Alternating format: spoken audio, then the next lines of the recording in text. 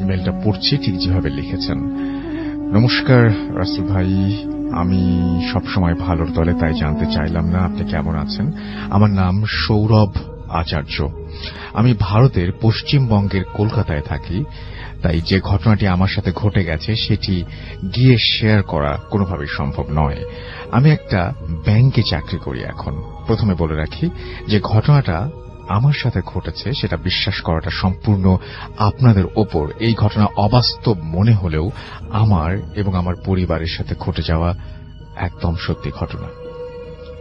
এই ঘটনাটা আমার চাকরি পাওয়ার আগে ঘটে যাওয়া। এই বিশ্বে কখন যে কার জন্য কি অপেক্ষা করছে তা কেউই জানে না। 2011 মার্চ মাসে একদিন আমি কলকাতায় বিখ্যাত এক কালী মন্দিরে মা কালীর কাছে পুজো দিতে যাই। কিন্তু পুজো দিতে গিয়ে যিনি পুরোহিত তিনি বললেন যে আপনার ডালাতে বেল পাতাটা ফুটো। আমাদের সনাতন ধর্মে কোনো দেবীকেই ফুটো বেল পাতা অর্পণ করা হয় না।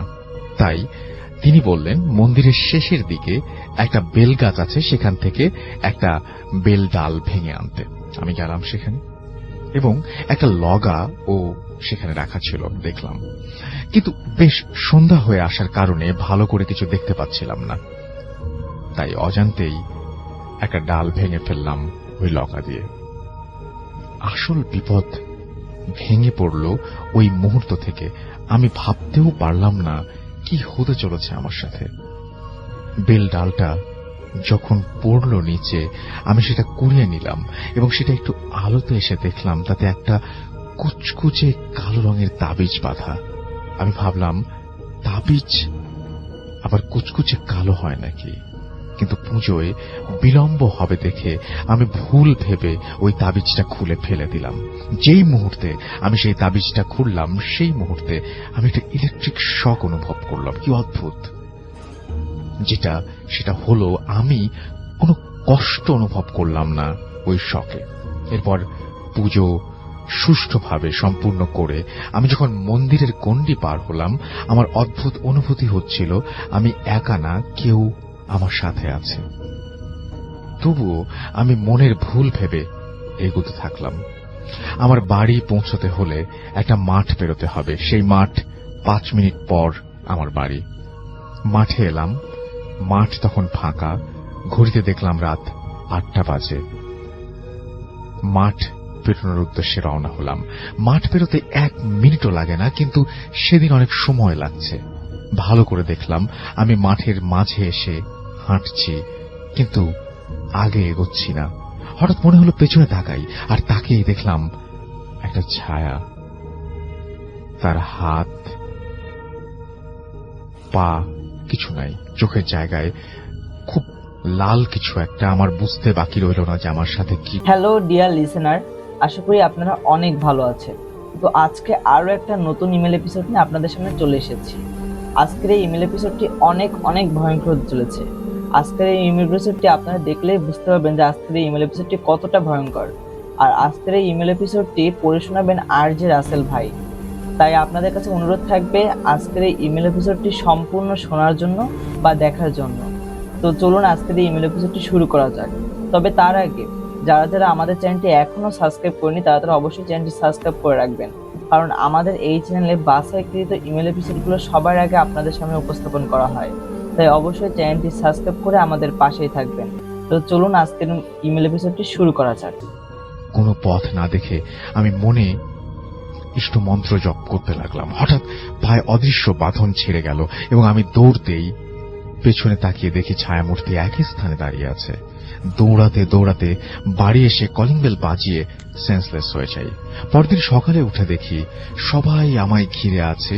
কি হয়েছে জানতে যাওয়ার পর সব ঘটনা খুলে বলি, কিন্তু সেই তাবিজটার ব্যাপারটা সবার মনে খটকা বাঁধিয়ে দেয়। তখন আমাকে এক ফকির বাবার কাছে নিয়ে যাওয়া হয়। আমি যখন সেই ফকির বাবার কাছে যাই, কিছু না শুনেই তিনি আমায় দেখে বললেন, এই জিনিস কোথা থেকে জুটল তোর কপালে? তখন তিনি আমাকে কিছু একটা বললেন, যেটা হচ্ছে আরবি ভাষায় কিছু একটা বলেছিলেন, এবং আমার দিকে ফু দিয়ে বললেন যে এবার গেছে কিন্তু আবার আসবে। তখন আমার বাবা সেই ফকির বাবাকে বললেন, কি গেছে, কিসের কথা বলছেন আপনি? তখন তিনি বললেন, এক ছায়ামূর্তি আছে আমার সাথে, যা খালি চোখে আমরা দেখতে পাচ্ছি না। তখন আমার মুখে সব বিবৃতি শুনে তিনি বললেন, ওই তাবিজ কোনো সাধারণ তাবিজ নয়, ওই তাবিজের সাথে এক নৃশংস আত্মা বাঁধা ছিল, আর সে আমাকে মেরে ফেলবে, কারণ ওই আত্মার ধারণা আমার জন্যই নাকি তাকে ওখানে বন্দী থাকতে হয়েছে। তিনি বললেন, এই আত্মাকে বশ করা তার পক্ষেও নাকি সম্ভব না। তিনি এক জায়গায় এক ব্যক্তির নাম দিলেন এবং সেখানে গেলে উপায় হবে বলে দিলেন। বিশেষ কারণে ব্যক্তির নাম, কিন্তু নাম বলছি না, এবং জায়গার নাম বলছি। জায়গাটি হল বীরভূম জেলার তারাপীঠ, এবং এটি একটি বিখ্যাত পীঠস্থান যেখানে অনেক অঘোর সম্প্রদায়ের মানুষ থাকে এবং সেখানে তন্ত্র সাধনায় সিদ্ধ অনেক মানুষ থাকে। আর যার সন্ধান সেই ফকির বাবা দেন, তিনি অঘোর সম্প্রদায়ের এক মানুষ। সেদিন যাওয়া হলো, কিন্তু সেদিন রাতে ঘটল এক ঘটনা। রাতে আমার সাথে আমার দাদা ছিল। আমার যাতে কোনো ক্ষতি না হয়, সেই আত্মা যেন কোনো ক্ষতি করতে না পারে এই জন্য। কিন্তু বাবা মাকে ডাকলাম। বাবা এসে ইষ্ট মন্ত্র জপ করে কানের মধ্যে 3 বার ফুঁ দিল, এবং দাদা উঠে গিয়ে বলল, স্বপ্নে নাকি এক ছায়ামূর্তি ওর গলা চেপে ধরেছিল। সব শুনে বুঝতে বাকি রইল না যে আমার সাথে সেই ছায়ামূর্তি আমার পরিবারেরও ক্ষতি করতে পারে। ভয় পেয়ে গিয়ে সবাই সেই রাত 3টা জেগেই কাটালাম। পরদিন ভোরবেলায় আবার বেরিয়ে পড়লাম সেই তারাপীঠের উদ্দেশ্যে। তখন যখন পৌঁছালাম, সেই ব্যক্তিকে খুঁজে পেতে কোনো অসুবিধা হল না। তাকে সব ঘটনা খুলে বললাম এবং সেই দিন রাতে আসতে বললেন তিনি। আমরা রাতে গেলাম সেখানে। তারপর তিনি আমায় এক লাল সিঁদুরে আঁকা গণ্ডিতে বসতে বললেন। দীর্ঘ 1 ঘন্টা কিছু কার্যকলাপ করার পর হঠাৎ বুঝলাম চারিদিকে একটা নিস্তব্ধতায় ছেয়ে গেছে, এবং কিছুক্ষণ পর জোরে জোরে বাতাস বইতে শুরু করল। হঠাৎ সবাই দেখলাম সব থেমে গেল, এবং আরেকটা ছায়ামূর্তি সেই ব্যক্তির পাশে আঁকা অন্য এক গণ্ডিতে এসে স্থির হল, এবং তার সেই লাল চোখ যেন আজ আরো ভয়াবহ, যেন আগুন জ্বলছে সেই চোখে, এবং তীব্র এক প্রতিহিংসা আমার ওপর। সেই সাধু তাকে মন্ত্র বলে একটা কাচের শিশিতে বন্দী করে বললেন, এই আত্মা এখন বন্দী, এ আর কারো ক্ষতি করতে পারবে না। সেই কাচের শিশিটা সেই সাধু কি করলেন জানি না। ঈশ্বরের আশীর্বাদে আমি ভালো আছি। এই ছিল আমার ঘটনা, আমার সাথে ঘটে যাওয়া ঘটনা, এবং আমার পরিবারের আমার প্রত্যক্ষ করা এক ভয়ানক ঘটনা। ভালো থাকবেন, আর যদি এই ঘটনা ভালো লাগে পড়ে শোনাবেন, খুব ভালো লাগবে। আপনাকে অনেক ধন্যবাদ আপনার ঘটনার জন্য। আমরা পরবর্তী ঘটনা যাব, এবং এটা একটা ইমেইল, আমরা ইমেইলটা পড়তে চাই। আশা করছি আপনাদের এটা সবার আশা করছি ভালো লাগবে। ইমেইলটা আমাদের একজন লিসেনার আমাদেরকে পাঠিয়েছেন, যেভাবে লিখেছেন সেভাবে পড়ছি। হ্যালো রাসেল ভাইয়া, আশা করি ভালো আছেন। আমার নাম সাজিদ হাসান শাফিন। আমার আর 2 বন্ধু তাইয়ুব এবং তাহসিন, আমরা 3 জন মিলে মেহেরপুর জেলায় একটা একটা টিম খুলেছি, এবং আমাদের জেলাতে আমাদের বিভিন্ন জায়গা থেকে আমাদের কাজ ভূত এফএমের ঘটনা কালেক্ট করে, এবং ভূতের এফএমের আজকে তিনি একটা ঘটনা শেয়ার করছেন, এবং আশা করছি যে সেটা সবার ভালো লাগবে। ঘটনাটি আজ থেকে 30 বছর আগের। মেহেরপুর জেলা শহর থেকে মুজিবনগর যাওয়ার রোডে কোর্ট ছাড়িয়ে কিছু দূর শ্মশানের কাছাকাছি প্রায় একটি বাড়ি আছে। বেশ পুরনো আমলের বাড়ি। চারিপাশ বাঁশঝাড় ও বন জঙ্গলে ভরপুর। বাড়ির মালিকের নাম খালিদ শরীফ। বাবা মার একমাত্র সন্তান। ছোটবেলা থেকেই সে প্যারানরমাল বিষয়ের সাথে অভ্যস্ত, যেমন ছাদে কারো হাঁটার শব্দ, কিংবা মধ্যরাতে তার নাম ধরে ডাকার শব্দ, খালিদ, ও খালিদ। বড় হয়ে সে এগুলোকে পাত্তা দিত না। কিন্তু তার লাইফের সবচেয়ে ভয়ঙ্কর ঘটনা ঘটে যখন তার বয়স 25 বছর পূর্ণ হতে যাবে তখন। তো ওই সময়ে রোজার ঈদ বেশ হাসি খুশিতেই বাড়ি আসে, কারণ ঈদের পরের দিনই তার 25তম জন্মদিন ছিল। সে ভেবেছিল এটাতে একটু সেলিব্রেট করা যায় কিনা, কিন্তু ঘটনা ঘটতে থাকে ঈদের দিন রাত থেকেই। ঈদের দিন সারা বিকেল বন্ধুদের সাথে ঘোরাঘুরি করে সন্ধ্যার একটু পর বাড়ির পথে রওনা দিল। বাড়ি থেকে 50 মিটার দূরে শ্মশানের শেষ মাথায় আসতে সে শুনতে পায় কে যেন তার নাম ধরে ডাকছে। সে পেছন ফিরে কাউকেই খুঁজে পায় না। বিষয়টা তার কাছে ভৌতিক মনে হওয়ায় সে দ্রুত বাড়ি ফিরতে থাকে। পথে তার আর কিছুই ঘটেনি, ফলে এই ব্যাপারে সবকিছু সে ভুলে যায়। রাতে ভাত খেয়ে খালিদ ঘুমোতে চলে যায় আর ভাবতে থাকে কাল বাদে পরশুদিন তো বার্থডে, কি করা যায়। এই ভাবতে ভাবতে সে 12টা নাগাদ ঘুমিয়ে পড়ে। রাত প্রায় 1:45 তার ঘুম ভাঙলে সে যেটা দেখে তা দেখার জন্য সে প্রস্তুত ছিল না। দেখতে পায় খাট থেকে কমপক্ষে 2 ফুট উচ্চতায় ভাসছে সে নিজে, এবং ঘরের কোনায় একটা ব্ল্যাক শ্যাডো দাঁড়িয়ে আছে। এতে একটু একটু করে বেশ ভয় পেয়ে যায় সে দ্রুত দোয়া-দরুদ পড়তে থাকে। একটু পরে ব্ল্যাক শ্যাডোটা তার কাছে আসতে থাকে এবং খাটের একেবারে কোনায় এসে দাঁড়ায়। ব্ল্যাক শ্যাডোটার দিকে তাকিয়ে বিচ্ছিরি ভাবে হাসে এবং হঠাৎ করে সেটি হারিয়ে যায়। ব্ল্যাক শ্যাডোটা হারিয়ে যাওয়ার সাথে একদম প্রায় সাথে সাথেই সে খাটের উপরে ধপাস করে পড়ে যায়। খাটের উপর থেকে পড়ে গিয়ে সে সেন্সলেস হয়ে যায়। ভোরে ফজরের আজানের সময় তার সেন্স আসে এবং সেন্স ফিরে সে নিজেকে শ্মশানে আবিষ্কার করে। সে নিজেকে কোনো মতে সামলে নিয়ে বাড়ি ফিরে ঘটনাটি সে কাউকে জানায়নি। সে একজন ভালো কবিরাজকে চিনত। কবিরাজের কাছে গেলেন। কবিরাজ তাকে একটা কাগজে কিছু লিখে দেয় এবং বলে রাত প্রায় 2:45টার সময় একটা গাড়ি আসবে যা কয়টি শেয়াল টেনে আনবে। তবে ভয় পাওয়ার কিছু নেই, এই চিঠিটি ওই গাড়ির ভেতরে ফেলে দিতে হবে, আর কোনো মতেই এই কাগজটা খুলে পড়া যাবে না। তারপর ভোরে একটা টিকটিকি তোমার দরজার সামনে পড়ে থাকবে। সেই টিকটিকিটিকে শ্মশানের একটা কোনায় মাটি চাপা দিয়ে আসতে হবে। খালিদ কবিরাজের কথা মতো রাত 2:45টার আগে তার আগে থেকে দাঁড়িয়ে অপেক্ষা করতে থাকে।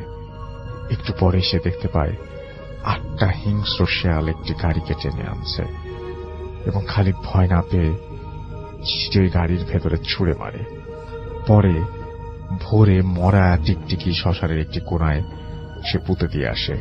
তারপর আবার কবিরাজের কাছে গিয়ে চিঠিতে কি লেখা ছিল তা জানতে চাইলে খালিদকে সে শুধু এটুকুই বলেছিল যে ওই গাড়িটি ছিল জিনদের বাদশার গাড়ি, আর ওই মরা টিকটিকিটি ছিল একটা জিন। দেখো, তোমার জন্মের সাথে সাথেই তোমার উপর ব্ল্যাক ম্যাজিক করা হয়েছিল। ব্ল্যাক ম্যাজিকের মাধ্যমে সে একটা জিনকে দায়িত্ব দেওয়া হয়েছিল তোমার 25তম বার্থডেতে তোমাকে মেরে ফেলার জন্য, কিন্তু আমি তোমাকে এই যাত্রায় বাঁচিয়ে দিলাম। তোমার কোন নিকট আত্মীয়ই সম্পত্তির লোভে এই কাজটি করেছে। আমি তার নাম বলবো না।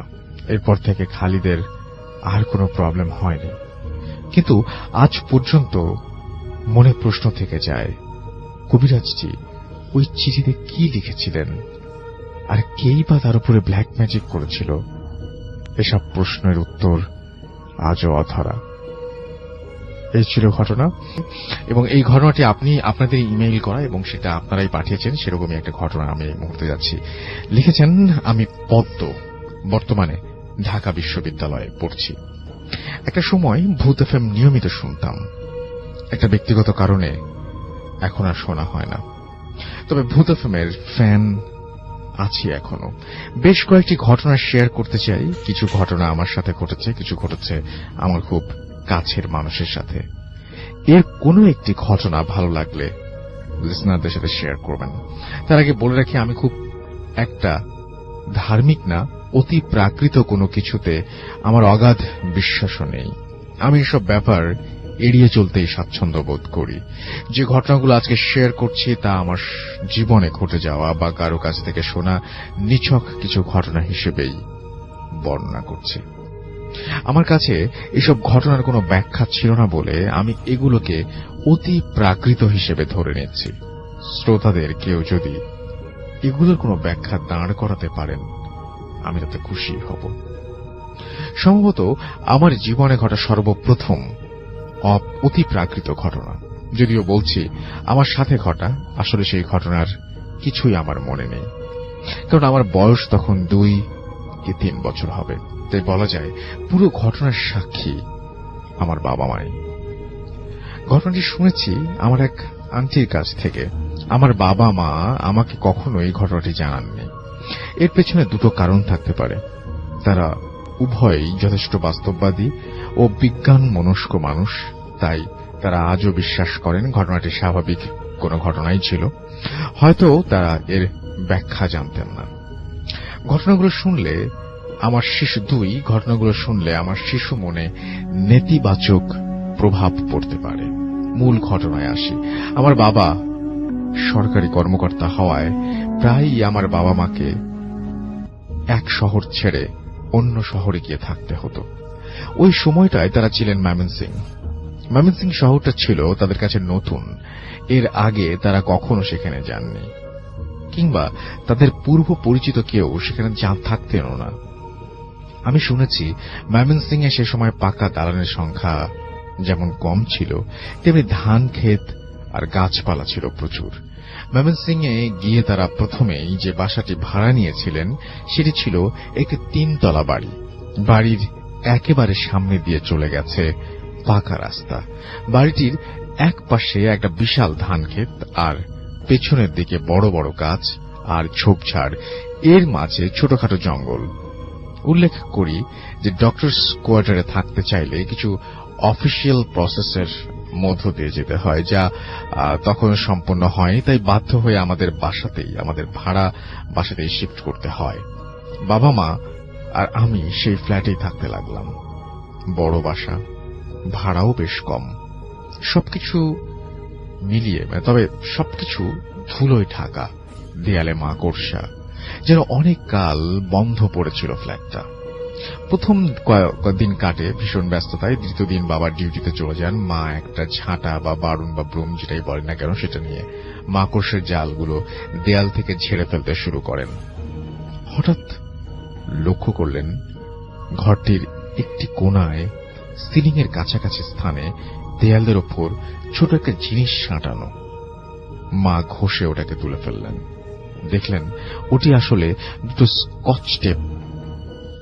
স্কচ টেপের টুকরো দুটো ক্রস করে দেয়ালে লাগানো ছিল। কালো স্কচ টেপ, ময়লা জমে রংটাও প্রথমে মা ঠিক মতো বুঝতে পারেননি। ক্রসটার ভেতর থেকে বের হয়ে এলো একটা তাবিজ। মা ব্যাপারটি আমলে নিলেন না। তারপর একে একে মা এরকম কালো স্কচ টেপ সাঁটা আরো 3টি তাবিজ খুঁজে পেলেন। বসার ঘর, অন্য আরেকটি শোবার ঘর এবং একটা ওয়াশরুমের কোণায়। মা লক্ষ্য করলেন ওই 4টি তাবিজ পুরো ফ্ল্যাটের 4টা কোণায় লাগানো। সবগুলো দেয়ালে সাঁটানো ছিল একইভাবে। তিনি ব্যাপারটা খুব একটা গুরুত্ব দিলেন না এবং তাবিজগুলো তিনি ময়লার ঝুড়িতে ফেলে দিলেন। এসবে আমার বাবা মার কোনো বিশ্বাস ছিল না। এই ঘটনার অনেক কাল পরে মা বুঝতে পেরেছিলেন ঘটনার শুরু মূলত সেদিন থেকেই। নতুন বাসায় মা আমাকে নিয়ে এক ঘরে ঘুমাতেন, আর বাবা রিডিং রুমের এই ঘুমানোর ব্যবস্থা করে নিয়েছিলেন। সেদিন মাঝরাতে বাবা তার রিডিং রুম থেকে হঠাৎ ওয়াশরুমে ঝপ করে অনেকখানি পানি ফেলার শব্দ পেলেন। মা তখন শোবার ঘরে আমাকে নিয়ে ঘুমোচ্ছেন। প্রথমত বাবা ভাবলেন মাই বোধহয় ঘুম ভেঙে উঠেছেন। পরক্ষণেই বাবার মনে পড়ল মায়ের ঘুম খুব গাঢ়। একবার ঘুমালে তিনি সকাল হওয়ার আগে ঘুম থেকে ওঠেন না। চোর নাকি, এই ভেবে তিনি দ্রুত ছুটে যান ওয়াশরুমের দিকে। আর তখনই দুম দাম শব্দ, যেন খুব বড় আর অত্যধিক ওজনের কেউ একজন দৌড়ে চলে গেল।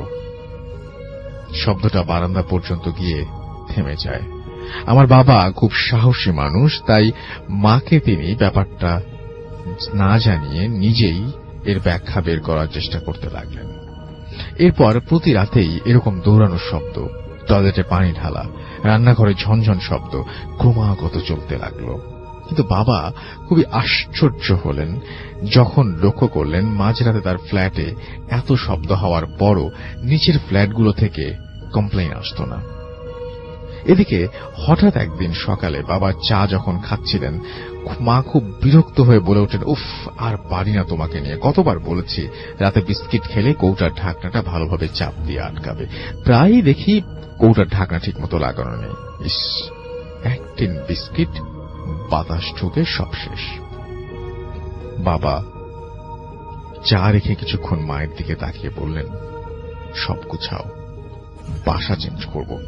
মা তো অবাক, সে কি অ্যাডভান্স না দেয়া আছে, আর এখন মাসের মাঝখানে বাসা পাবো কোথায়? বাবা বললেন, খুঁজে দেখছি। এটা নিয়ে বাবা মায়ের মধ্যে এর বেশি আর আলোচনা হয়নি। বাবা হন্যে হয়ে বাসা খুঁজতে লাগলেন। এদিকে একদিন রাতে আমি আর মা মশারি টাঙিয়ে যখন ঘুমাচ্ছিলাম, হঠাৎ আমার বাবার ঘুম ভেঙে যায়। আমি দেখতে পাই বাবা আমাদের খাটের পাশে দাঁড়িয়ে আছেন, গায়ে জামা নেই, লুঙ্গি পরা, এক হাতে আমার স্কুল ব্যাগ, যেটি আমি ঢাকায় থাকাকালীন সময়ে আমার নার্সারি স্কুলে নিয়ে যেতাম। এই নার্সারি স্কুলে নিয়ে যেতাম, আর অন্য হাতে আমার পানির পথ। বাবা হাত পা চারিদিকে মেলে দাঁড়িয়ে আছেন, সিলিং এর দিকে মুখ করে। আবছা আলোয় তাই দেখছিলাম আমি, এবং প্রচন্ড ভয় করতে লাগলো। মাকে ডাকবো না, খাট থেকে নেমে গিয়ে বাবার কাছে গিয়ে জিজ্ঞেস করব বাবা কি চায়, বুঝতে পারছি না। আমি মশারিটা তুলতেই হঠাৎ মা আমার হাত চেপে ধরে আমাকে দেয়ালের সাইডে নিয়ে নিজে আমার পাশটাতে দেয়ালের দিকে মুখ করে শুয়ে আমাকে কোলের মধ্যে চেপে ধরে রাখেন এবং বিড়বিড় করে কি যেন বলতে লাগেন। আমার প্রশ্ন হল, তাহলে মাও কি দেখেছেন জিনিসটা? আমি এক সময় ঘুমিয়ে পড়ি। পরদিন সকালে মা বাবাকে জিজ্ঞেস করেন, শরীর তো খারাপ মনে হচ্ছে, সারা রাত ঘুমাওনি? মা কিছু বললেন না, কিন্তু আমি বলে দিলাম। বয়সের তুলনায় দ্রুতই কথা বলতে শিখেছিলাম, তাই সব কথা গুছিয়ে বললাম। মা আমাকে থামাতে চেষ্টা করলেন, কিন্তু বাবা পাত্তা না দিয়ে পুরো কথাটা মনোযোগ দিয়ে শুনলেন। একদিন বাবা ফজরের আজানের আগে আগে বারান্দায় দাঁড়িয়েছিলেন। হঠাৎ বারান্দার কাছেই বাগানের বড় একটা গাছ, সেই গাছের মগডালে কি গাছ আমার মনে নেই, ধপ করে আগুন জ্বলে উঠল। বাবা তো শকড, কারণ কোনো কারণ ছাড়াই আগুন। তিনি থ হয়ে সেখানেই দাঁড়িয়ে রয়েছেন। এদিকে আগুন দ্রুত ছড়িয়ে যাচ্ছে এবং আশেপাশের কয়েকটা বড় গাছেও সেটা ছড়িয়ে গেল। নিচে একতলা টিনের বাড়িতে থাকতেন কেয়ারটেকার। তিনি প্রথম বের হয়ে চিৎকার করলেন। বাবা হুঁশ ফিরল। নিচ থেকে, ছাদ থেকে, বারান্দা থেকে যে যেভাবে পারল পানি ছিটিয়ে আগুন নেভালো, কিন্তু পুরোপুরি নিভছিল না। ফজরের আজান দিলে সবাইকে চমকে দিয়ে আগুন নিচ থেকেই নিভে যায়। সবাই ভাবল কেউ হয়তো ছাদ থেকে ওই গাছটার উপর জ্বলন্ত কোনো সিগারেট বা কিছু একটা ফেলেছে, কিন্তু বাড়িওয়ালা নিশ্চিত করলেন ছাদ তালাবন্ধই ছিল। তিনি ছাড়া আর কেউ ছাদের চাবি কারো কাছে নেই। সবকিছু যখন খুব বেশি রহস্যময় হয়ে উঠছিল, তখন হঠাৎ একদিন আমাদের বাসায় এসে হাজির হন এক ভদ্র মহিলা। আমাদের আগে তিনিও তার পরিবার ওই ফ্ল্যাটটাতে ভাড়া থাকতেন, তাও বেশ অনেক বছর আগে। তিনি এসেছিলেন আমাদের বাড়িওয়ালার সাথে দেখা করতে। ওপরতলায় একজন ডাক্তার থাকেন। এই খবর পেয়ে তিনি আমাদের বাসায় আসেন। বাবার সাথে তার একটা সমস্যা নিয়ে আলোচনাও করেন। জিজ্ঞাসা না করতেই তিনি আমার বাবাকে আলাপের এক পর্যায়ে বলেন, জানেন এ বাসায় জিন থাকে। তারপর তিনি সেই তাবিজের ব্যাপারটা বলেন। তিনি জানান অনেক আগে ওই ফ্ল্যাটটিতে একটা বৃদ্ধা থাকতেন। তার সন্তানেরা তার কোনো খোঁজ খবর নিতেন না। একাকিত্ব কাটাতে তিনি কোরআন পড়ে সময় কাটাতেন। রিউমার ছিল, তিনি জিনের আমল করতেন। এই ফ্ল্যাটটিতেই বৃদ্ধার মৃত্যু হয়েছিল। ভদ্রমহিলার মতে জিনটা হয়তো ফ্ল্যাটেই রয়ে গিয়েছিল। এই ঘটনার কিছু পরে আমরা ফ্ল্যাট শিফট করে নতুন বাসায় চলে যাই। I have so many other experiences to share এবং ইন্টারেস্টেড হলে প্লিজ রেসপন্স অ্যান্ড তিনি বলেছেন যে তিনি আরো অনেক কিছু পাঠাবেন আমাদেরকে। তো আমি আপনার প্রথম ঘটনাটা পড়ে শোনালাম। সো আশা করব যে নেক্সট ঘটনাটা আপনি যত দ্রুত সম্ভব পাঠিয়ে দিবেন আমাদের কাছে। ঘটনাটা আশা করছি আপনাদের সবার ভালো লেগেছে। আমরা পরবর্তী ঘটনায় যাব, তবে এই ঘটনাটি অবশ্যই একটা ইমেইল থেকে পড়ব। অ্যান্ড এই ইমেলটা পাঠিয়েছেন আপনাদেরই কেউ একজন, এবং তার নামটাও আমি দেখি পড়া যাবে কিনা। যেভাবে আছে সেভাবেই পড়ছি, যেভাবে লেখা আছে আর কি। আসসালামু আলাইকুম রাসেল ভাই, ভূত এফএমের সকল শ্রোতাবৃন্দ। যে ঘটনাটি আপনাদেরকে শোনাতে যাচ্ছি সেটা আমার দাদুর কাছ থেকে শোনা। ঘটনায় চলে যাচ্ছি। আমার দাদুর বয়স তখন 12 থেকে 14 বছর ছিল। তখনকার সময় খুব কম মানুষই পড়াশোনা করত। আমার দাদু তেমন পড়াশোনা করেন নাই। আমার দাদুর বাবা কাজ করতেন। তাদের বাড়ি থেকে প্রায় 2-3 মাইল ছিল সেখানে, এবং সেটা খেতে কাজ করতে, এবং সেই ক্ষেতটা ছিল বাড়ি থেকে 2-3 মাইল। আমার দাদু আমার বাবার সাথে কাজে যেতেন। আমার দাদুদের সাথে তাদের বাড়ির আরো বেশ কিছু মানুষও খেতে কাজ করতে যেতেন। আমার দাদুর বাবা যখন খেতে কাজ করতেন তখন দাদু ক্ষেতের আশেপাশে খেলা করতেন। কোনো সময় কখনো কখনো তিনি খেলতে খেলতে অনেক দূরেও চলে যেতেন। তেমনি একদিন আমার দাদুর বাবা কাজ করছিলেন। কাজ করতে করতে কখন যে সন্ধ্যা হয়ে গেল তিনি টেরও পেলেন না। এক পর্যায়ে তিনি খেয়াল করলেন যে তার সাথে কাজ করতে আসা আশেপাশের লোকজনগুলো চলে গিয়েছে। তিনিও আস্তে আস্তে কাজ গুছাতে শুরু করলেন। গুছাতে গুছাতে তিনি তার ছেলেকে ডাকতে লাগলেন, কিন্তু তিনি তাকে আশেপাশে খুঁজে পেলেন না। তিনি এদিক ওদিক খোঁজাখুঁজির পর তাকে একটা বাড়ির উঠানে পেলেন। সেখানে গিয়ে তিনি দেখলেন একজন মহিলা কান্না করছেন। সময় তখন সন্ধ্যা হয়ে গিয়েছে। মহিলাটিকে কান্না করার কারণ তিনি জিজ্ঞেস করলেন এবং জানতে পারলেন যে তার স্বামী মারা গিয়েছে, এবং তখনকার সময় নাকি একটা বাড়ি থেকে আরেকটা বাড়ির দূরত্ব অনেক দূরে ছিল, আর মহিলাটির বাড়ির আশেপাশে কোনো বাড়িও ছিল না। তখন আমার দাদুর বাবা মহিলাটিকে বললেন যে আগুন নিয়ে লাশটার পাশে বসে থাকার জন্য, এবং কোনো অবস্থাতেই যেন লাশটিকে একা ফেলে না যান তিনি। এই বলে আমার দাদুর বাবা এবং আমার দাদু তাদের বাড়ি থেকে চলে আসলেন অন্যান্য লোকদের ডেকে আনার জন্য। আসল ঘটনাটা ঘটল ওনাদের চলে আসার পর। মহিলাটি হ্যারিকেন নিয়ে বসেছিলেন। হঠাৎ তিনি একজন লোকের আওয়াজ শুনতে পেলেন। তিনি জিজ্ঞাসা করলেন কে। লোকটি বলল একজন লোক রাস্তায় যাওয়ার সময় ওনাকে বলেছেন যে এখানে একজন লোক মারা গিয়েছে, তাই তিনি সাহায্য করার জন্য এসেছেন। লোকটি মহিলাকে বললেন উনি যেন অন্য রুমে গিয়ে বসেন। মহিলাটিও অন্য রুমে গিয়ে বসলেন। কিছুক্ষণ পর মারা যাওয়া লোকটির রুমে রাখা ছিল যে রুমে, সেই রুম থেকে হঠাৎ করে অন্যরকম আওয়াজ আসতে শুরু করল, কেমন যেন হাড় ভাঙার মতো একটা আওয়াজ। মহিলাটি ভয় পেয়ে গেলেন। তিনি বেড়ার ফাঁক দিয়ে কি হচ্ছে দেখার জন্য ওই ঘরে গেলেন, দেখার চেষ্টা করলেন। তখন তিনি দেখলেন যে লোকটি সাহায্য করতে এসেছিল তার সারা শরীরে শুধু চোখ। একটি মানুষ, তার সারা শরীরে চোখ। এই দৃশ্যটি দেখে তিনি প্রচন্ড ভয় পেয়ে যান। ভয়ে তিনি বাইরে চলে আসেন এবং চিৎকার করতে শুরু করলেন। আল্লাহর অসীম রহমত, ততক্ষণ আমার দাদুর বাবা আরো কিছু লোক নিয়ে চলে এসেছেন। তারা মহিলাটির আওয়াজ শুনে এক প্রকার দৌড়ে তাড়াতাড়ি মহিলাটির কাছে এসে জিজ্ঞাসা করলেন কি হয়েছে। তখন মহিলাটি বললেন তিনি যাওয়ার পর একজন লোক এসেছিল তার কাছে, এবং পুরো ঘটনাটি তিনি বললেন, এবং তিনি বললেন যে কি কি ঘটেছিল। যাই হোক, এবং তিনি সেই ঘটনাটি বলার পরে তিনি বলেন সবাই সে তাকে খুঁজতে গেল এবং গিয়ে দেখলো যে ওইখানে কেউ নেই, লাশটিও অর্ধেক নেই। মাথা বুক থেকে বুক পর্যন্ত আছে। এই দৃশ্যটি দেখে সবাই ভয় পেয়ে যান এবং এরপর সিদ্ধান্ত হলো যে লাশটিকে এখনই কবর দেয়া হবে। এই ছিল ঘটনা। ভালো লাগলে পড়ে শোনাবেন, এটাই তিনি লিখেছেন। Thank you very much. আপনার ঘটনার জন্য আপনাকে অসংখ্য ধন্যবাদ। এবং এই মুহূর্তে আমি আপনাদের নিয়ে যাচ্ছি আরো একটি ঘটনা। এটা একটা আপনাদেরই পাঠানো ঘটনা এবং সেই ঘটনাটি আমি একটু পড়ে শোনাবো আপনাদেরকে। তো আমি সরাসরি ঘটনায় চলে যাচ্ছি। ঘটনা যেভাবে লিখেছেন ঠিক সেভাবেই পড়ছি। আসসালামু আলাইকুম রাসেল ভাই, কেমন আছেন জিজ্ঞেস করব না, জানি আপনি ভালোর দলে।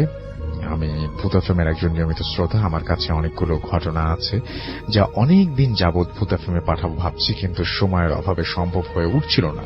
কিন্তু আমার বন্ধুর উৎসাহ এবং অনুপ্রেরণায় লিখে পাঠালাম, ঘটনাগুলো পড়ে শোনাবেন। ঘটনাটি বরিশালের বরগুনা জেলার সঙ্গত কারণে আমি এলাকা এবং এলাকার নাম উল্লেখ করছি না। এটা 1990 সালের দিকের ঘটনা, যখন কিনা আমি পৃথিবীর আলো দেখতে পাইনি। কিন্তু পরবর্তীতে আমি আমার কাজিনের কাছে শুনি ঘটনাটি ঘটেছিল আমার মায়ের সাথে, আমার বাবার প্রথম স্ত্রী, যিনি বিয়ের 40 দিন পর মারা যান। তবে তার মৃত্যু হয়েছিল খুবই অস্বাভাবিকভাবে। বলে রাখা ভালো রাসেল ভাই, তার উপর জিনের আসর ছিল। বিয়ের আগের দিন তিনি 10টা মেয়ের মতো স্বাভাবিক ছিলেন, কিন্তু বিয়ের পর থেকেই তিনি অদ্ভুত আচরণ শুরু করেন। যেমন মাঝে মাঝে তিনি অন্য একটা কণ্ঠে কথা বলতেন, এমনকি নারিকেল গাছ সহ বিভিন্ন আকারের গাছের উপরে উঠে তিনি যে কোনো সময় বসে থাকতেন, যে স্বাভাবিক না। এবং এত বড় উঁচু গাছে এমনিতেই কারো ওঠাও সম্ভব না।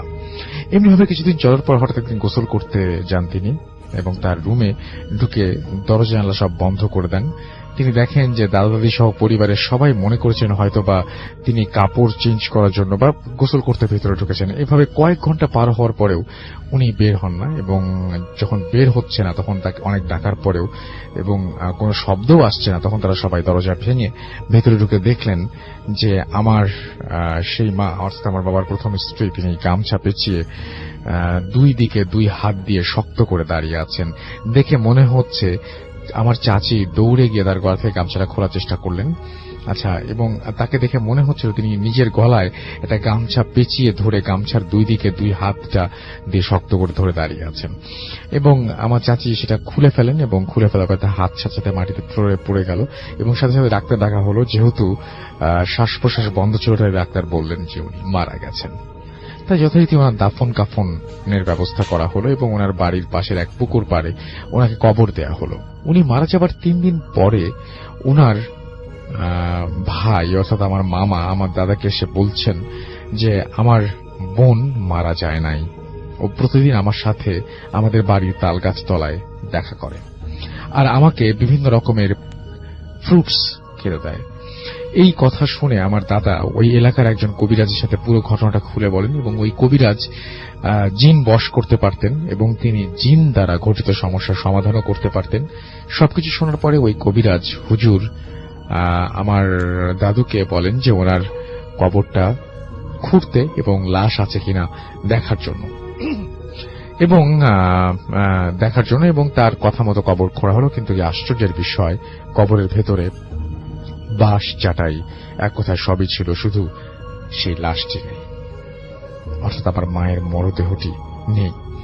এটা দেখার পর ওই কবিরাজ দাদাকে বললেন যে উনি মারা যায়, আচ্ছা উনি ঠিক মানে ওনাকে জিনরা উঠিয়ে নিয়ে গেছে এবং যদি কিনা ওনার এবং ওনার কিছু প্রসেস বললেন এবং সেই প্রসেসে বললেন যে যদি মানে কেউ একজন মানে ওনার জানাজার নামাজ যদি ঠিক মতন হতো বা জানাজার নামাজ যদি ওনার বাবা উপস্থিত থাকতেন তাহলে হয়তো জিনরা এটা করতে পারতেন না, এরকম একটা ব্যাপার বলেন। এবং আশ্চর্যের বিষয় হচ্ছে যে আমার মা এখন তার পরিবারের সবার সাথে, বিশেষ করে তার ভাইয়ের সাথে প্রায় বিভিন্ন সময় দেখা করতে আসেন এবং এভাবে দেখা দিয়ে যান এবং সবাই তারা মনে করেন যে তিনি হয়তো মারা যান নাই।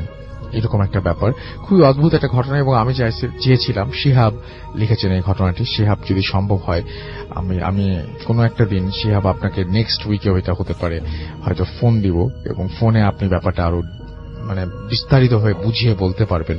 আমার কাছে মনে হয়েছে ঘটনাটি খুবই অন্যরকম, যে একজন মানুষ মারা যাবার পরেও তিনি বিভিন্ন জনের সাথে দেখা দিয়ে যান এবং সবাই মনে করেন যে তিনি মনে হয় বেঁচেই আছেন। এটা খুবই অদ্ভুত একটা ব্যাপার।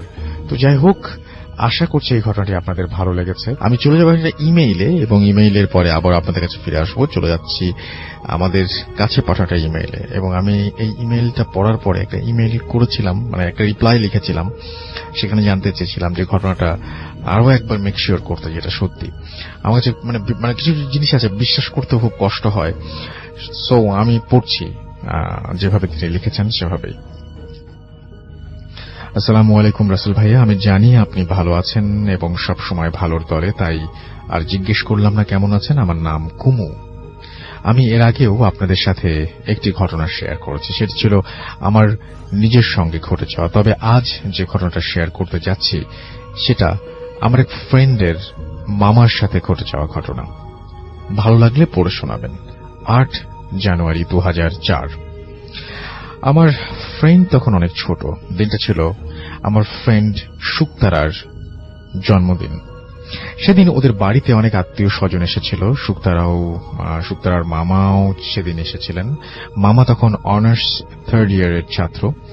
সন্ধ্যা থেকে ওরা অনেক মজা করে, কিন্তু বাড়ি ফেরার সময় অনেক রাত হয়ে যায়। তাছাড়া তখন প্রচন্ড শীত, কাজেই শুক্তারা আম্মু তার মামাকে সেই রাতটা তাদের বাড়িতেই থেকে যেতে বলেন। মামা রাজি হয়ে যান। তাকে থাকার জন্য একটা তালাবদ্ধ রুম দেয়া হয়। রাতে খাওয়া দাওয়া শেষ করে মামা লাইট অফ করে ঘুমানোর চেষ্টা করেন, কিন্তু নতুন জায়গা বিধায় স্বাভাবিকভাবে তার ঘুম আসছিল না। সবাই তখন ঘুমিয়ে পড়েছে, চারিদিকে নিস্তব্ধতা। এর মাঝে হঠাৎ করে একটা হাসির শব্দ।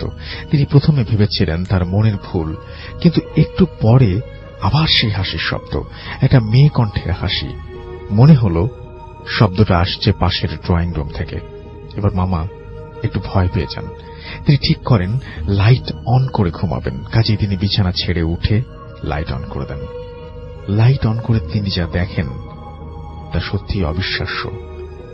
তিনি দেখলেন সুইচ বোর্ডের পাশে একটা অল্প বয়সী মেয়ের ছবি টাঙানো, অথচ তিনি লাইট অফ করার সময়ও ছবিটা সেখানে ছিল না। অবাক করা বিষয়, ঘরের আরো কিছু বৈশিষ্ট্য বদলে গেছে। পড়ার টেবিলে রাখা বইগুলো এলোমেলো হয়ে আছে, খাতাটা খোলা, এবং তার উপর একটা কলম, যেন এক্ষুনি পড়তে পড়তে কেউ উঠে গেছে। ঘরের আলনাতে রাখা মেয়েদের কাপড় যা একটু আগে পর্যন্ত ছিল না। এরপর তিনি ঘরের দরজার দিকে তাকিয়ে দেখতে পান ড্রয়িং রুমে আলো জ্বলছে। একটু স্বস্তি পান এই ভেবে যে বাড়ির কেউ ঘুম থেকে উঠে পড়ছে। এক প্রকার দৌড়ে তিনি ড্রয়িং রুমের দিকে এগিয়ে যান, কিন্তু এবার তিনি যা দেখলেন তা অবিশ্বাস্য। তিনি দেখলেন ড্রয়িং রুমটা অন্যরকম দেখাচ্ছে। সেখানে সোফায় বসে আছেন বেশ কয়েকজন, তার মধ্যে শুক্তারার বাবাও ছিলেন। তবে তাকে দেখতে বেশ অন্যরকম লাগছিল। সেখানে শুক্তারা আর ওর মা ছাড়া ওদের পরিবারের প্রত্যেকে ছিল, আর ছিল অচেনা একটি মেয়ে যার ছবি সে একটু আগে দেখে এসেছে। সবাই নিজেদের মধ্যে কথা বলছে, হাসাহাসি করছে। তারা কেউ যেন ওনাকে দেখতেই পাচ্ছে না। মামা স্তব্ধ হয়ে দাঁড়িয়ে রইলেন। তার সামনে এতগুলো পরিচিত মানুষ, অথচ তিনি কাউকে ডাকতে পারছেন না। হঠাৎ করে অচেনা মেয়েটি উঠে পড়ল এবং তার পাশ দিয়ে ঘরে ঢুকে পড়ার টেবিলের সামনে গিয়ে দাঁড়ালো। তাকে দেখতেও পেল না। কিন্তু এবার যখন মেয়েটি পেছনে ফিরল, মামার মনে হয়েছিল মেয়েটি তাকে দেখতে পেয়েছে।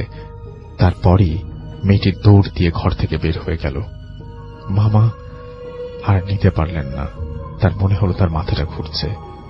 এরপর আর কিছু মনে নেই। সকালবেলা মামা স্বাভাবিকভাবে ঘুম থেকে উঠলেন।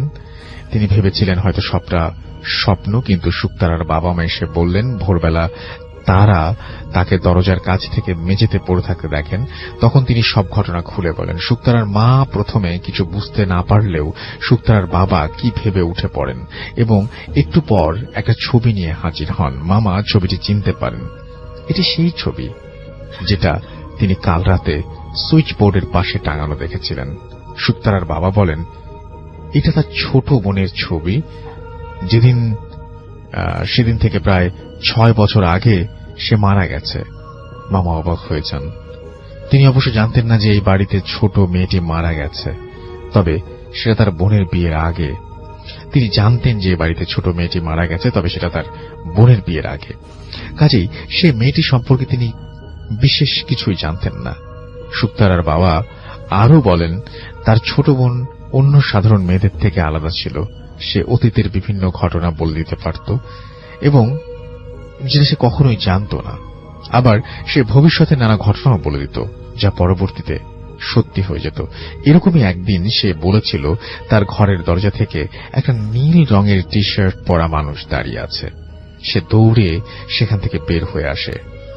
উল্লেখ্য, মামা সেদিন নীল রঙের একটা টি শার্ট পরেছিল।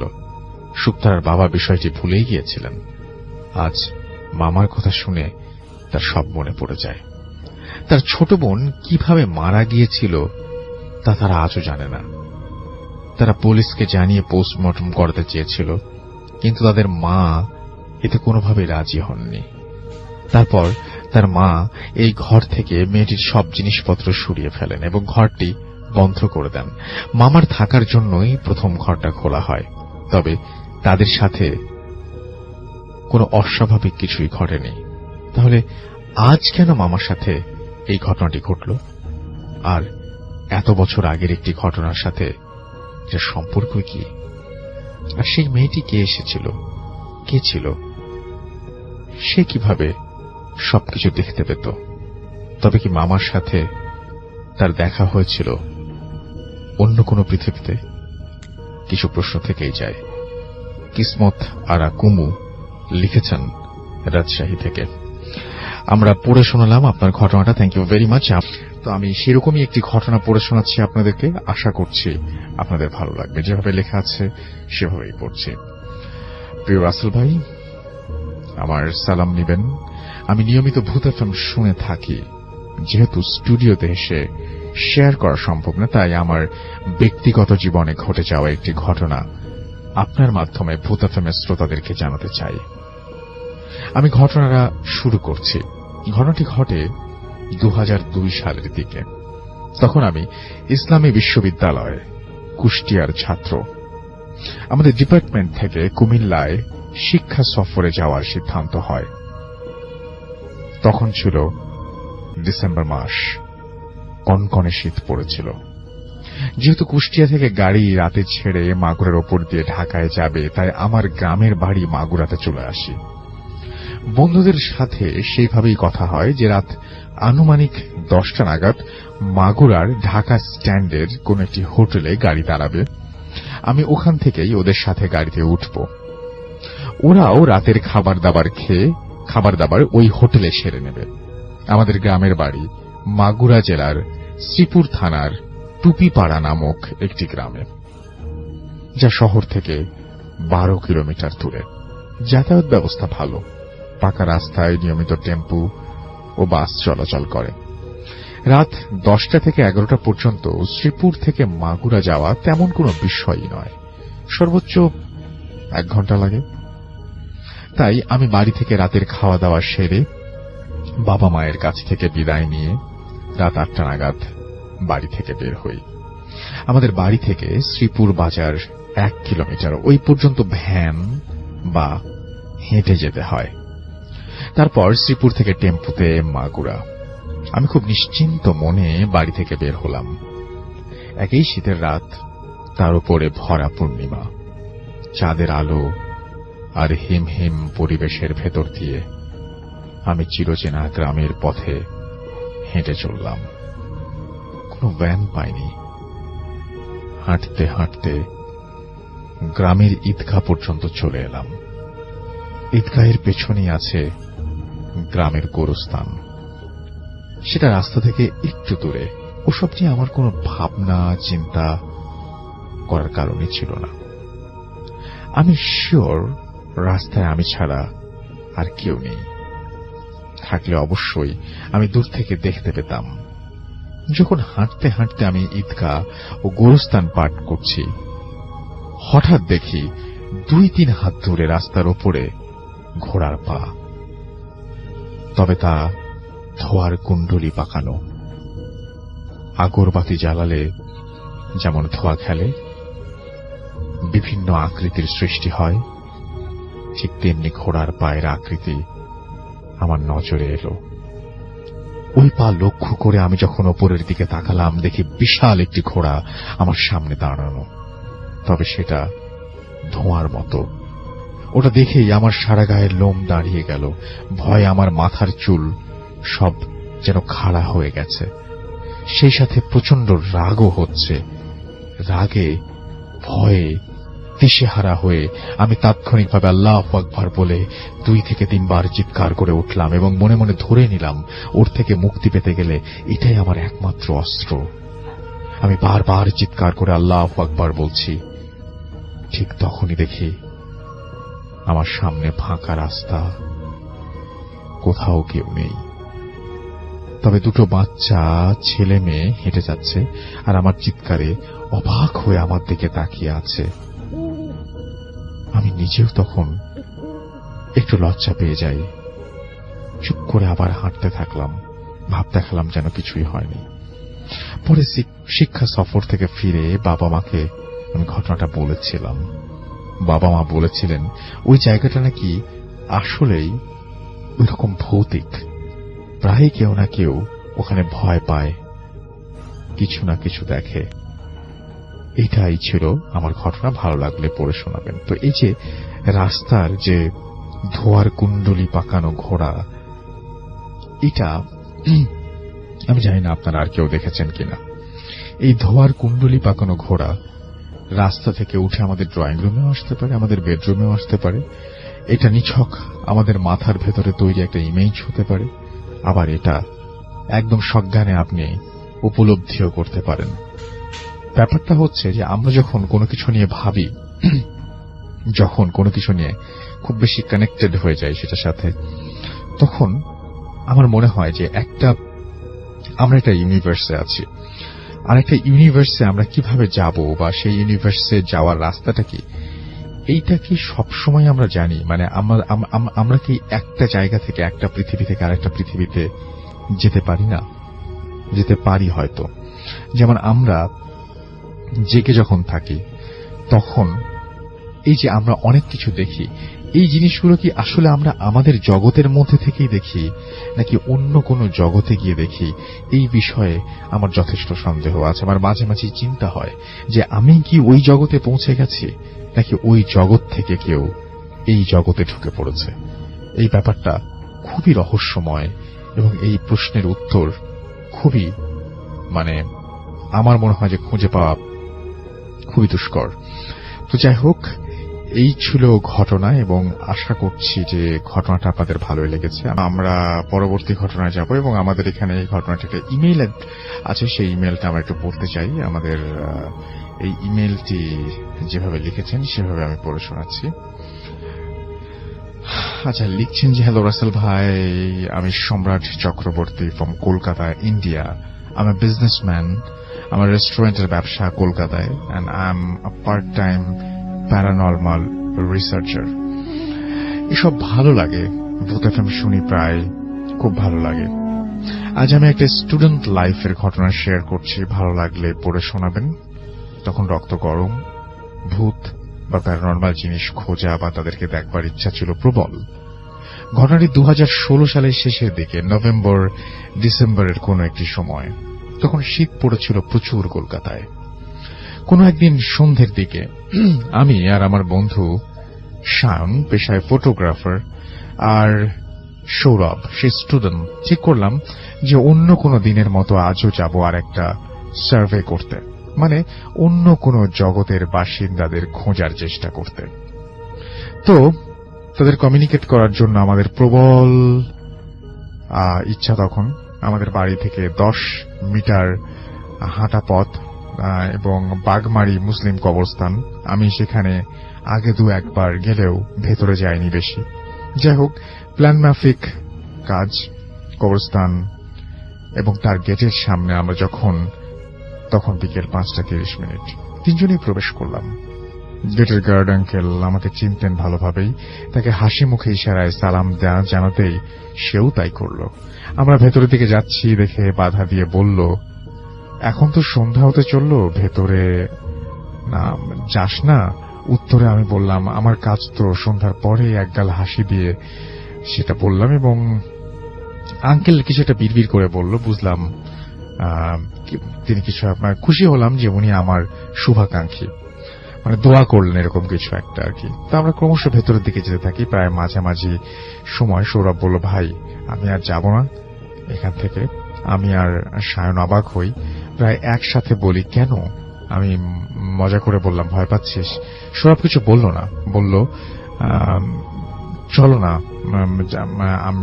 এবং সায়ন ভুরু কুচকে যা বলল যে একা যেতে পারলে যা। সৌরভ কিছু না বলে চলে গেল। আমরা ধীরে ধীরে গাছের আড়ালে মিলিয়ে গেল। আমি অবাক হলাম, আসার ইচ্ছে ছিল ওর সবচেয়ে বেশি। আমি 5-7 না ভেবে আর এগোতে গেলাম। তখন একবার ভেবেছিলাম যে ফিরে যাব, বাট তখনও আমাদের কাজ কিছুই উপলব্ধি করা হয়নি। তখন অন্ধকার, সন্ধ্যা 6টা। সবে প্রবেশ করেছি ব্লক 33-এ। ব্লকগুলি বেশি বড় নয়। শেষ প্রান্তে চোখ যেতেই দেখলাম গার্ড আঙ্কেল দাঁড়িয়ে আছেন। দূর থেকে অন্তত তাই লাগছিল। আমি হাঁক দিলাম, কাকা। কোনো উত্তর নেই। আরো কাছে এগোচ্ছি, সায়ন আমার সাথে। আমাকে ডেকেও সাড়া না পেয়ে ভাবলাম, ওটা কি কাকা নয় তাহলে? হাঁটতে হাঁটতেই ভাবছি সমস্ত। তখন মাথায় এলো যে ব্লক 33-এ আসার জন্য আমার যে পাশ দিয়ে এসেছি ওটাই একমাত্র রাস্তা। আর আসার পথে কাকা আমাদেরকে অতিক্রম করেনি, তাহলে লোকটিকে। ততক্ষণে আমরা প্রায় 10 হাত দূরত্বে লোকটির কাছ থেকে। দেখলাম সে একটি কবরের সামনে দাঁড়িয়ে আছে এবং কবরের দিকে দৃষ্টি তার, এবং প্রচন্ড অন্ধকার। লোকটি যে মৃদু আলোর মাঝে এক অন্ধকারের প্রহরীর মতো দাঁড়িয়ে আছে। আমি আর সায়ন চুপ করে আছি, কোনো কথা বলছি না। কথা বলার শক্তিটুকুও বোধহয় হারিয়ে ফেলেছিলাম তখন। মাত্র 8 থেকে 10 হাত দূরে থাকা মূর্তিটা আসলে কি? তাহলে মানুষ নয়?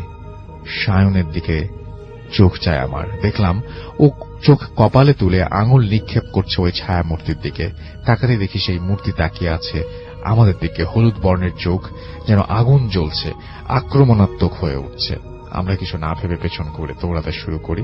কত জোরে জানি না, কি কোথায় তাও জানি না, শুধু দৌড়ে চলেছে নিজের মতো।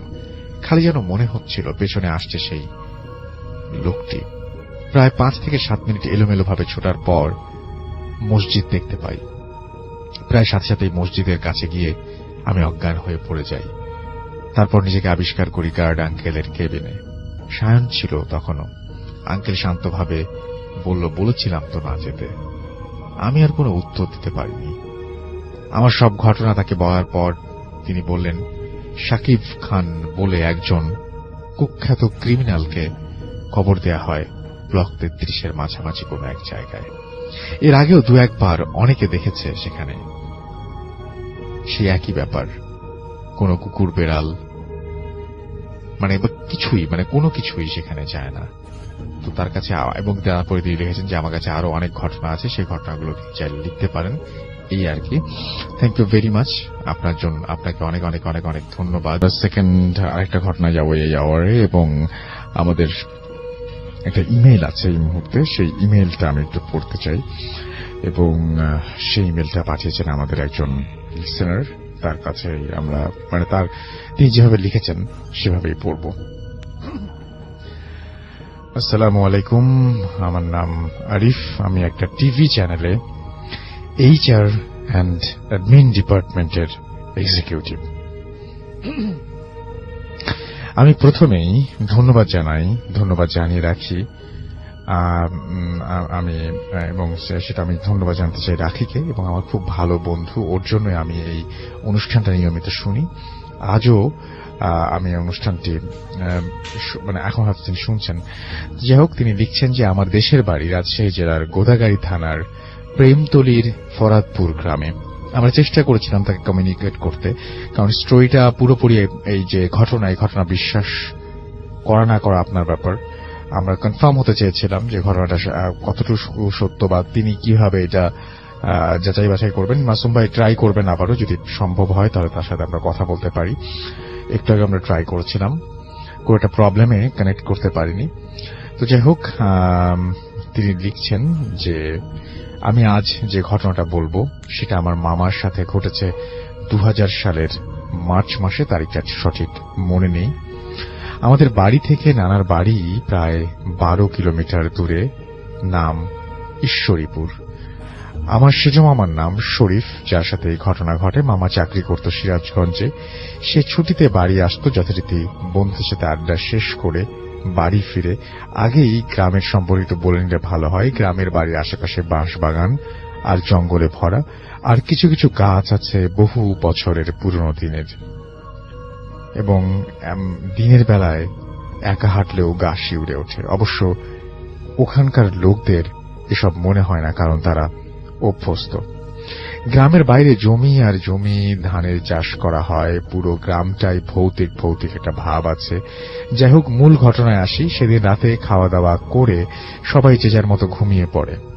রাত আনুমানিক 1টা থেকে 2টার দিকে শরীফ মামা বাথরুমে যান। গ্রামের মধ্য দিয়ে একটা কাঁচা রাস্তা, দুই পাশের ঘর বাড়ি, ছোট বড় মিলিয়ে অনেকগুলো পুকুর আছে। সব পুকুরে আলাদা আলাদা নাম আছে। মাঠের দিকে যেতেই একটা বাবলা গাছ আছে, যেটা জমির আইলের সাথে। মামা দেখতে পেলেন কয়েকজন মিলে হাতাহাতি করছে। মামার কাছে একটা টর্চ লাইট আছে, কিন্তু জ্বালাননি। ব্যাপারটা একটু বোঝার চেষ্টা করছেন তিনি।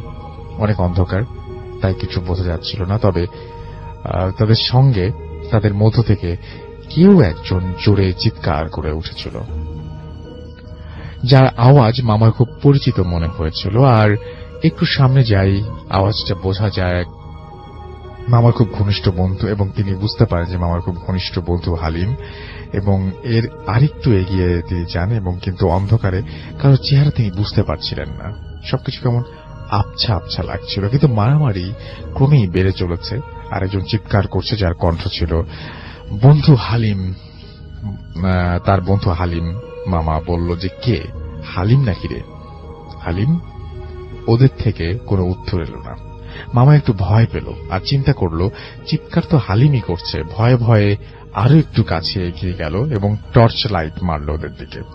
তারপর যা দেখলো তা দেখে মামা রীতিমতো ভয় পেয়ে গেল। দেখলো তার বন্ধু তো নয়ই, কিন্তু একজনের মাথা অর্ধেক মুখ আর অর্ধেক মাথা দিয়ে অনবরত ময়লা বের হচ্ছে। অন্য দুজনের চেহারা আরো ভয়ঙ্কর এবং অনেক নোংরা পোশাক। আর একজন পুরো মানুষটাই ছিল কেমন যেন ঘোড়ার মতন একটা আদলের। মামা আর সামনে না এগিয়ে পেছনে গিয়ে যাওয়ার চিন্তা করছিলেন। ততক্ষণে তার শরীর ভার অনুভব করছেন তিনি। তারপর সে সামনে না গিয়ে পেছনে ফিরেই জোরে জোরে পা চালাতে লাগলেন, এবং 8-10 ধাপ আসার পর সামনে দেখলেন ওই 4 জন জমির আইলে বসে এবার হাসাহাসি করছে। এবার মামা ভয়ে কাঁপতে লাগলেন এবং কিভাবে বাড়ি ফিরবেন সেটা ভাবতে লাগলেন, এবং ভাববার সময় আর কই। এবার ওরা একেবারে তার কাছে চলে এসেছে। ওদের মধ্য থেকে একজন লাইট মারল কেন, মামা দিশা না পেয়ে জোরে চিৎকার দিয়ে বলল, কেউ আছো, আমাকে বাঁচাও। এরপর ইলেকট্রিসিটি শক খাওয়ার মতন একটা ব্যাপার হলো এবং মামা পড়ে গেলেন। তিনি বুঝলেন যে এই বুঝি আমি শেষ। তারপর আবারও কয়েকবার চিৎকার দিলেন। তারপর ওরা 4 জন মিলে মামাকে চিৎ করে শুইয়ে দিল এবং কি যেন খাওয়ানোর চেষ্টা করলো। 4 জন মিলে মামার সাথে অনেক ধস্তাধস্তি করে মুখের ভেতরে কিছু একটা ঢুকিয়ে দেয়। অনেক জোরে জোরে আওয়াজ করায় মামার ছোট চাচার ঘুম ভেঙে যায়। আমার ছোট নানা, সে মনে করেছে যে চোর মনে হয়। ওখানে আমার নানারা 4 ভাই থাকতো, সবার আলাদা আলাদা বাড়ি আছে কিন্তু কাছাকাছি। নানা উঠে আরো কয়েকজন তার ভাই ভাতিজাকে নিয়ে টর্চ লাইট, লাঠি এই সমস্ত নিয়ে চিৎকার করতে করতে সেদিকে আসে এবং হাঁটতে লাগলো। এবং গ্রামের কয়েকজন আওয়াজ পেয়ে তারাও একত্র হয়েছে। অনেক রাত, তারপর আবার গ্রাম। আস্তে আস্তে সেই আওয়াজও অনেক দূর থেকে শোনা যায়। একটু পরে জোরে একটা আওয়াজ আসলো। আওয়াজটা হলো তারা যেদিকে যাচ্ছিল হাতের বাম পাশে কিছু জমির মাঝখানে। সবাই টর্চ জ্বালিয়ে দেখে, সেইখানে দৌড় দিল এবং দেখতে পেল যে কেউ একজন পড়ে আছে এবং কাতরাচ্ছে। সবাই মিলে যখন তার কাছে গেল, দেখলো শরীফ পড়ে আছে, তার মুখ দিয়ে রক্ত বের হচ্ছে, কিন্তু আশেপাশে কেউ নেই। তাকে জিজ্ঞাসা করা হলো, কি হয়েছে তোর, তুই এখানে কিভাবে এলি? বলতে পারল না, তার জ্ঞানই ছিল না। কান্নাকাটির রোল পড়ে গেল। যাই হোক, তাকে সবাই মিলে বাড়ি নিয়ে আসা হলো এবং তার শরীরে অনেক ময়লা ছিল, পরিষ্কার করা হলো। কোনোভাবেই তার জ্ঞান আসছিল না। পরে রাতে তাকে মেডিকেলে নিয়ে যাওয়া হলো এবং উপায় না দেখে, যোগাযোগ ব্যবস্থা তখন খুব খারাপ ছিল। মামার ছোট চাচা নিজেও একজন কবিরাজ, সেও ভালো করে দেখলো এবং বলল যে মেডিকেলে নিয়ে লাভ নেই, অন্য উপায়ে চেষ্টা করতে হবে। একটু পরে ফজরের আজান হলো। নানা ঝাড়ফুঁক দিতে দিতে বেলা 11টার দিকে জ্ঞান আসলো, কিন্তু তিনি কোনো কথা বলতে পারছেন না, খেতে পারছেন না। আত্মীয় স্বজন সবাইকে খবর দেওয়া হয়েছে। আমি আম্মুকে নিয়ে সকালেই গিয়েছি সেখানে। এভাবে চলতে থাকে বেশ কিছুদিন। শুধু ফলের জুস ছাড়া আর কোনো কিছু খেতে পারতেন না। অনেক কবিরাজ দেখানো হলো, কোনো কাজ হলো না। সবাই বলল আমাদের সাধ্যের বাইরে। প্রতিদিন রাতে মামার বুকের সাথে 2 হাত চেপে ধরত আর মুখ দিয়ে রক্ত বের হতো। 2-3 জন লাগতো তার বুক থেকে হাত আলগা করার জন্য, আর রক্ত বের হতো এবং হাত যখন আলগা করা হতো তখন আর রক্ত বের হতো না। সে কোনোভাবেই বিছানা থেকে উঠতে পারত না। আরো কিছুদিন যাওয়ার পর মুখ দিয়ে রক্ত বের হওয়া বন্ধ হলো এবং একটু একটু হাঁটা শুরু করলো। একদিন বিকেলবেলা আমি মামাকে জিজ্ঞেস করলাম, মামা, আপনার সাথে কি হয়েছিল? মামা কোনোভাবেই কথা বলতে পারল না, শুধু নির্বাক চোখে আমার দিকে তাকিয়ে রইল। আমি বললাম, আপনি না বললে আমরা কিভাবে বুঝবো আপনার সাথে কি হয়েছিল? মামা ইশারায় কলম আর খাতা চাইলেন। তারপর তার সাথে ঘটে যাওয়ার ঘটনাটা লিখে আমাকে জানালেন। তার আরো 15 দিন কেটে গেল। এখন এখানে সেখানে যেতে পারেন, ভারী খাবারও খেতে পারেন, কিন্তু কোনো কথা বলতে পারেন না। সেদিন শুক্রবার ছিল। ঈশ্বরীপুর মাঠে ফুটবল খেলা হচ্ছিল। সবাই খেলা দেখতে গিয়েছিল, মামাও খেলা দেখতে গিয়েছিলেন। খেলার এক পর্যায়ে মামাকে পাওয়া যাচ্ছিল না। যে জায়গায় বসে তিনি খেলা দেখছিলেন ওখানে তার স্যান্ডেল পড়ে আছে, কিন্তু মামা নেই। তারপর তাড়াতাড়ি করে সবাইকে জানিয়ে দেওয়া হলো এবং পরিচয় যারা পরিচিত আছে তারা সবাই খুঁজতে লাগলো। পুরো গ্রাম শেষ করে প্রখর রৌদ্র ছিল, সবাই ক্লান্ত, কিন্তু কোথাও পাওয়া গেল না।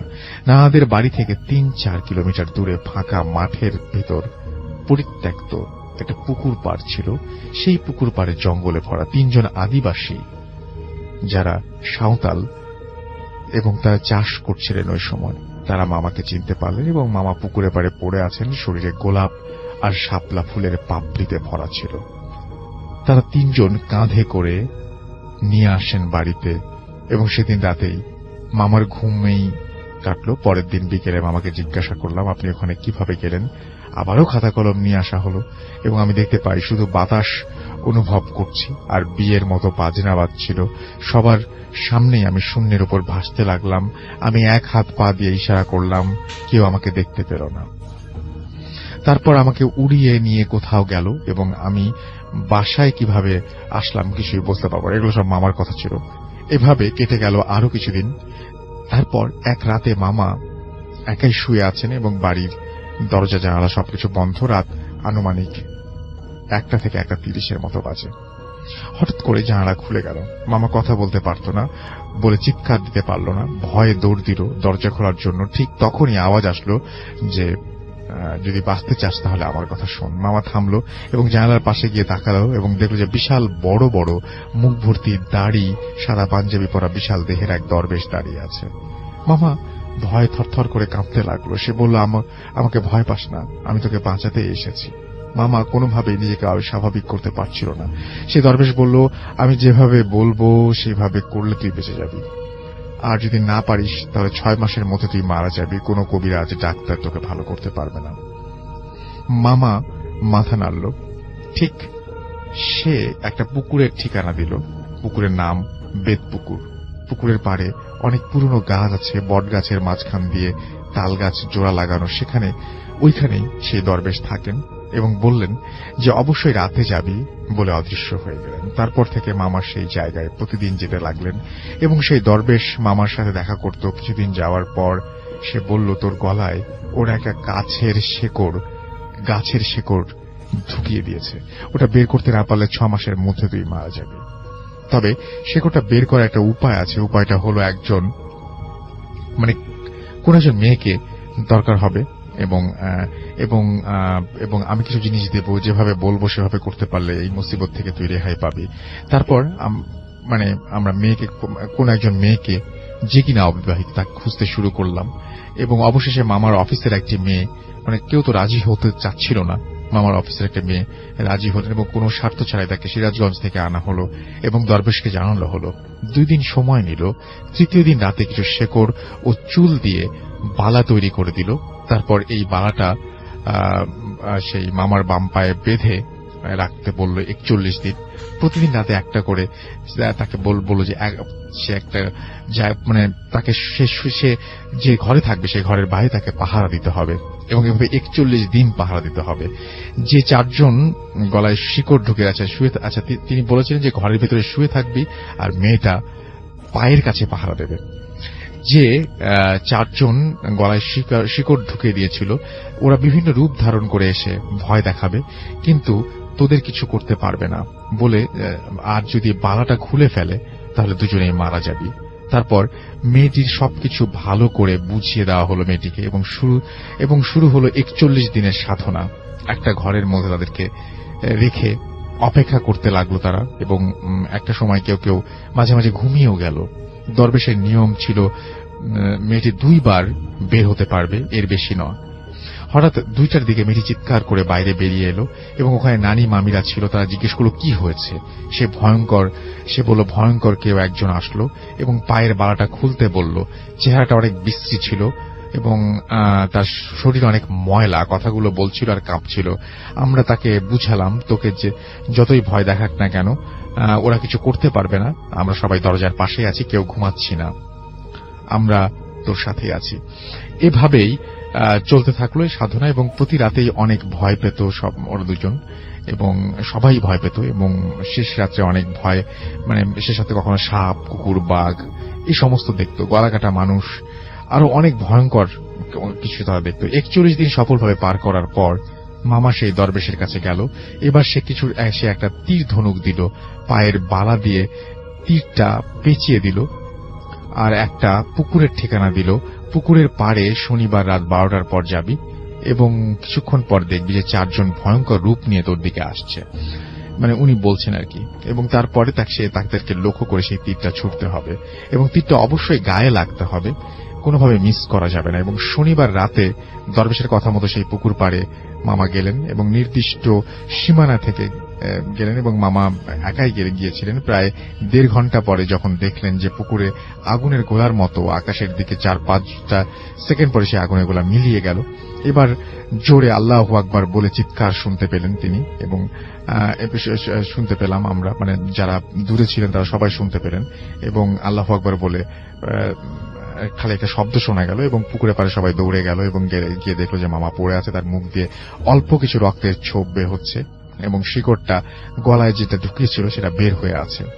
মামাকে ডাক দিতে মামা পানি চাইলো। খাওয়ার পর সবাই মিলে ধরাধরি করে আমরা বাসায় নিয়ে গেলাম এবং তখন আস্তে আস্তে কথা বলতে পারছিলেন মামা। পরে ডিয়ার লিসেনার, আশা করি আজকের এই ইমেল এপিসোডটি আপনাদের অনেক ভালো লেগেছে। যদি আপনারা এরকম প্রতিনিয়ত এরকম নতুন নতুন ইমেল এপিসোড শুনতে চান এবং বাসাইকৃত ইমেল এপিসোডগুলো শুনতে চান, তাহলে অবশ্যই আমাদের এই চ্যানেলটি সাবস্ক্রাইব করে আমাদের পাশেই থাকবেন। তাহলে আপনারা সবার আগে এরকম নতুন নতুন ইমেল এপিসোড এবং বাছাই করা ইমেল এপিসোড আপনারা সবার আগে দেখতে পারবেন। তো আজকের মতন এই পর্যন্ত, ধন্যবাদ সবাইকে।